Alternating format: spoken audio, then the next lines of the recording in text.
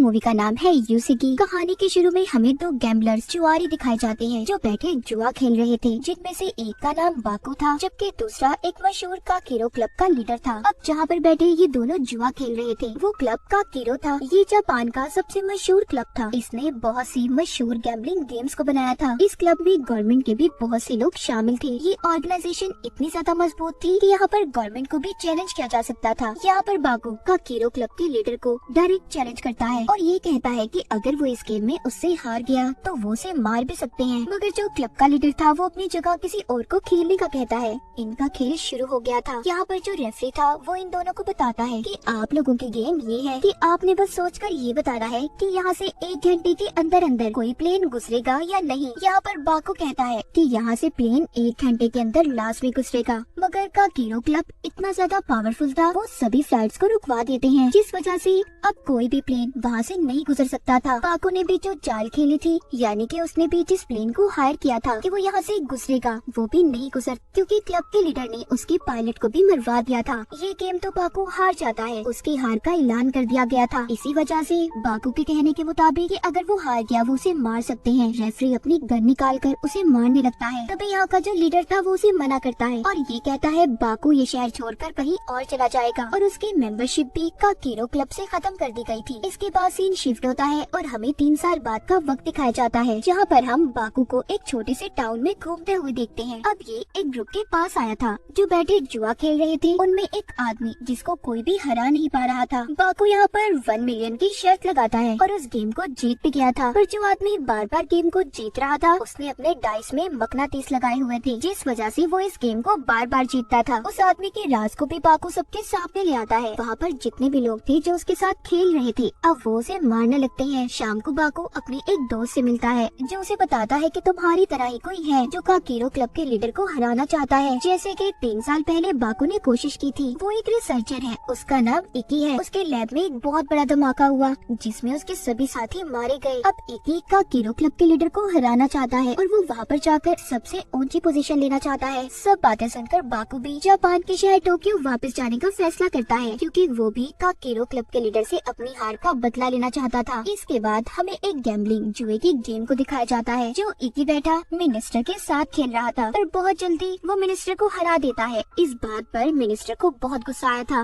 वो अपने साथियों से गेम के रेफरी को मारने का कहते हैं, क्योंकि उन्हें ऐसा लग रहा था कि रेफरी ने इकी की मदद की है। अब रेफरी पर जब मिनिस्टर हमला करवाता है तो रेफरी पे यहाँ पर लड़ाई करने में काफी माहिर था। वो थोड़ी ही देर में मिनिस्टर के आदमियों को और उसे मार देता है, जिसके बाद अब वही रेफरी इकी के पास जाता है और उसका असिस्टेंट बनने की ऑफर करता है, जिस पर इकी भी मान गया था। दूसरी तरफ हम बाकू को देखते हैं जो टोक्यो शहर पहुंच चुका था। वो वहाँ पर एक लड़के केजी से मिलता है। केजी दिल का तो बहुत अच्छा इंसान था, पर उसके दोस्तों के धोखे की वजह से उस पर बहुत बड़ा कर्ज चढ़ चुका था। बाकू को उसकी ऐसी हालत पर बहुत तरस आता है और वो उसे ये कहता है कि अगर तुम चाहो तो तुम्हारा कर्ज मैं अदा करने में मदद कर सकता हूँ। केजी जो बहुत परेशान था वो उसकी बात को मान जाता है। शाम को अब ये दोनों एक क्लब में जाते हैं जो बाकू के दोस्त का था। यहाँ पर बाकू के पास अब जो भी पैसे थे वो उससे गेम खेलता है और अपनी चालाकी से गेम को जीत गया था। क्लब में सभी बाकू की इस जीत पर बहुत हैरान थे। उसके दोस्त को भी उसकी ऐसी जीत पर हैरानी हो रही थी, क्योंकि उसने 5 मिलियन को जीता था। अब वो सारे पैसे केजी को दे देता है ताकि वो अपना कर्ज अदा कर दे और आसानी से अपनी जिंदगी गुजार सके। बाकू उसे सारे पैसे देकर और गुड बाय बोलकर वहाँ से चला गया था,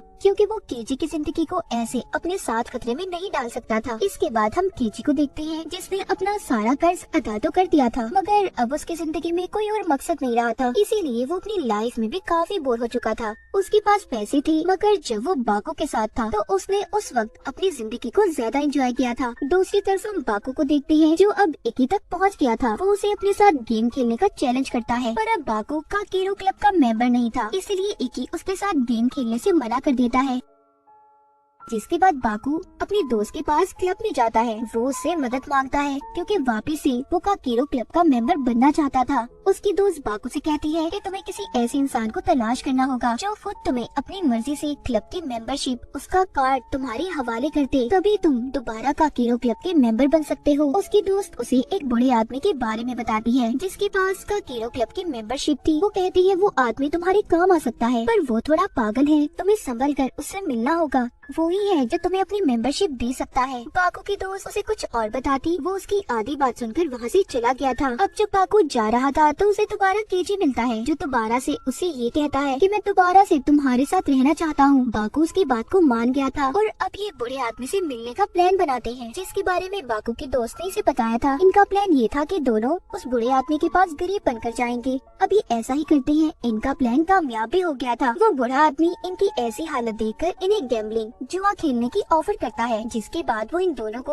अपने घर ले आया था, जो एक जंगल में था। वो बूढ़ा आदमी इन्हें गेम के बारे में बताता है कि इन्होंने उसके कुछ जानवरों को पकड़ना होगा और उसके लिए इन्हें कुछ वक्त दिया जाएगा। अगर तुम ऐसा करने में कामयाब हो गए तो मैं तुम्हें इनाम में 10 मिलियन दूंगा। यहाँ पर बाकू रेफरी से मिलता है, जो काकीरो क्लब की तरफ से आया था। बाकू अब उस बूढ़े आदमी से ये कहता है, अगर मैं इस गेम को जीत गया तो मुझे पैसे नहीं बल्कि तुम्हारी काकीरो क्लब की मेंबरशिप चाहिए। बूढ़ा आदमी बाकू की बात को भी मान गया था। गेम को शुरू किया जाता इससे पहले बाकू रेफरी को एक पेन गिफ्ट देता है, जो कि आम पेन नहीं था, उसमें एक माइक लगाया हुआ था ताकि वो रेफरी और उस बूढ़े आदमी की बातों को गेम के दौरान सुन सके। अब गेम शुरू हो गई थी। बाकू और केजी बूढ़े आदमी के जानवरों को ढूंढने जंगल में चले गए थे, जहाँ पर जाकर उन्हें पता चलता है जिनको उन्होंने ढूंढना है वो कोई जानवर नहीं बल्कि बूढ़े आदमी के साथी है, जिनके पास गन्स भी है। उन्हें उनका मुकाबला करना था। यहाँ पर बाकू ने जो रेफरी को पेन दिया था, वो उसकी मदद से अपनी एक डिवाइस में बूढ़े आदमी की आवाज को रिकॉर्ड कर लेता है। ये अब उसकी आवाज का इस्तेमाल करके साथियों को अपनी तरफ बुलाता है और एक एक कर मार देता है। जब ये थोड़ा सा आगे जाते हैं तो बूढ़े आदमी के साथियों ने जो इन्हें फंसाने के लिए रस्सियां लगाई हुई थी, ये उन्हीं में उन्हें फंसाकर उनके कपड़े पहनकर बाकी के लोगों को भी ढूंढ लेते हैं। इस तरह टाइम पूरा होने से पहले बाकू और केजी ने गेम को पूरा कर लिया था। इस बात पर बूढ़े आदमी को बहुत गुस्सा आता है, क्योंकि वो बाकू को जीतने नहीं दे सकता था। इसीलिए वो वहाँ पर एक और आदमी को बुलाता है, जो कोई और नहीं बल्कि उसका बेटा था, जो किसी बीमारी की वजह से मॉन्स्टर में बदल चुका था। पर उसकी एक कमजोरी थी, उसको हर 15 मिनट बाद नींद आ जाती थी। जो बाकू और केजी उसे देखते हैं जो उनकी तरफ आ रहा था, ये दोनों डर जाते हैं और वहाँ से भाग गए थे और एक गोदाम में जाकर छुप जाते हैं, जिधर उन्हें बेहोश करने की दवा मिलती है, जिसको देखकर बाकू को अब एक आइडिया आया था। वो उस दवा का इस्तेमाल करके बूढ़े आदमी के बेटे को बेहोश कर देता है। थोड़ी देर बाद ही वो बूढ़े आदमी से मेंबरशिप कार्ड हासिल करने में कामयाब हो गया था, यानी कि उसने वक्त पूरा होने से पहले इस गेम को जीत लिया था। अब जब इनके पास रेफरी आता है तो वो केजी को काकीरो क्लब का मेंबर बनने की मुबारकबाद देता है, मगर केजी ये सुनकर काफी हैरान हो गया था। यहाँ पर हमें पता चलता है कि काकीरो क्लब के लीडर ने हमेशा के लिए बाकू की मेंबरशिप को कैंसिल किया था और यही वजह थी बाकू अपने साथ केजी को लाया था ताकि वो इसके खेल में उसके काम आ सके। इसलिए बाकू ने अपने बदले की मेंबरशिप केजी को दिलवाई थी। केजी जो कि रेफरी को मेंबरशिप लेने से मना कर रहा था, पर यहाँ पर रेफरी कहता है तुम फिक्र नहीं करो, तुम्हारे साथ कुछ गलत नहीं होगा, तुम्हें बाकू पर यकीन करना है। उधर दूसरी तरफ बाकू अब बूढ़े आदमी के बेटे के पास जाता है। वो उसका मास्क उतार कर देखता है, जो कोई मॉन्स्टर नहीं था बल्कि उसकी ट्रेनिंग ऐसे की गई थी कि वो एक मॉन्स्टर लगे, पर वो अभी भी एक आम इंसान था। बाकू अब उसका मास्क हटाकर उसे अपने साथ शामिल होने की ऑफर करता है। बूढ़े आदमी का बेटा भी उसकी टीम में शामिल हो गया था। आगे हमें एक एक लैब को दिखाया जाता है। यहाँ पर हमें पता चलता है कि उसके साथियों के साथ असल में हुआ क्या था। एक की जो इन्वेंट इजाद थी, वो उस बारे में दूसरे मुल्कों को भी बताना चाहता था बगैर किसी पैसों के, पर वहाँ की गवर्नमेंट ने उसे ऐसा करने की इजाजत नहीं दी। इसलिए वो लैब में एक के लिए तोहफा भेजती है, जिसमें बॉम्ब था, जिस वजह से एक के सभी साथी मारे गए थे और उस एक्सीडेंट में उसकी आंखें चली जाती है। एक अंधा हो गया था, इसीलिए वो काकीरो क्लब का मेंबर बनकर वहाँ की गवर्नमेंट से अपनी इस हालत का बदला लेना चाहता था। वो दिन भी आ गया था जहाँ पर बाकू और इकी की गेम शुरू होनी थी। उन्हें सब लोग लाइव देख रहे थे, जिनमें काकीरो क्लब के मेंबर्स भी थे। उनमें बाकू की दोस्त भी शामिल थी। जैसे ही बाकू और इकी क्लब में आते हैं, उन्हें देखकर सब बहुत एक्साइटेड थे। वहीं पर इकी का असिस्टेंट केजी को डरा देता है और गलती से उसकी गन से गोलियां चलवाकर वहाँ के कैमरे को खराब कर देता है। जो लोग ऑनलाइन इन्हें देख रहे थे, वो इन पर पैसों की बेट लगाते हैं और साथ ही साथ हारने वाले की सजा को भी डिसाइड करते हैं, जिसमें सजा ये थी कि हारने वाले को उसके पार्टनर के साथ फांसी पर लटका दिया जाएगा।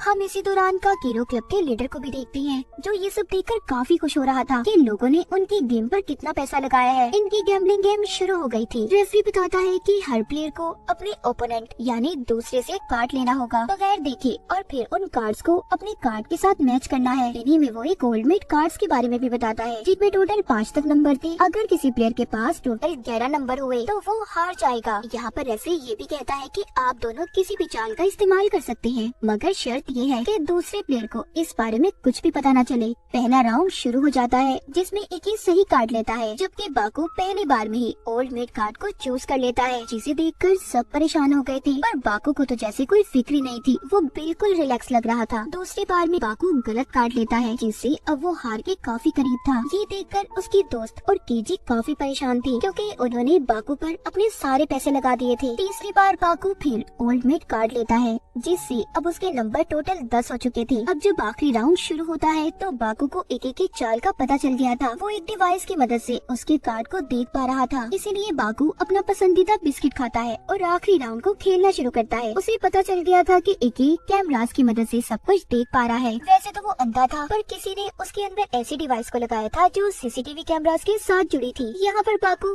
अब अपनी चाल खेलना शुरू करता है। वो एके के कार्ड्स को देख लेता है, जिससे अब वो ओल्ड मेट कार्ड को आगे रखता है। एके उन्हीं कार्ड्स को लेता है। अब एके के पॉइंट कम और बाकू के ज्यादा होने लगे थे। जब एके की असिस्टेंट ये देखती है कि बाकू बेईमानी कर रहा है, तो वो अपने बॉस एके को बताने लगती है, पर यहाँ पर कोई भी किसी की मदद नहीं कर सकता था, इसीलिए रेफरी उसे चुप रहने का कहता है। बाकू गेम को जीत चुका था और एके के बारे में भी वो सबको बता देता है कि इसने सारे खेल में बेईमानी की है। अब ये सब देखकर एके के असिस्टेंट को गुस्सा आ रहा था। वो बाकू पर हमला करने वाला था, तभी रेफरी उससे लड़ता है और इसी लड़ाई में एके का असिस्टेंट मारा जाता है। अब जैसा कि हारने वाले को फांसी पर लटकाया जाना था, एके और उसके साथी के साथ ऐसा ही होता है, पर मरने से पहले एके ने अपनी हार को कबूल कर लिया था। कहानी के आखिर में हम बाकू और उसके साथियों को देखते हैं, जो गैम्बलिंग एरिना यानी कि जुआ खेलने वाले क्लब में जा रहे थे। और इसी के साथ ये कहानी यहीं पर खत्म हो जाती है।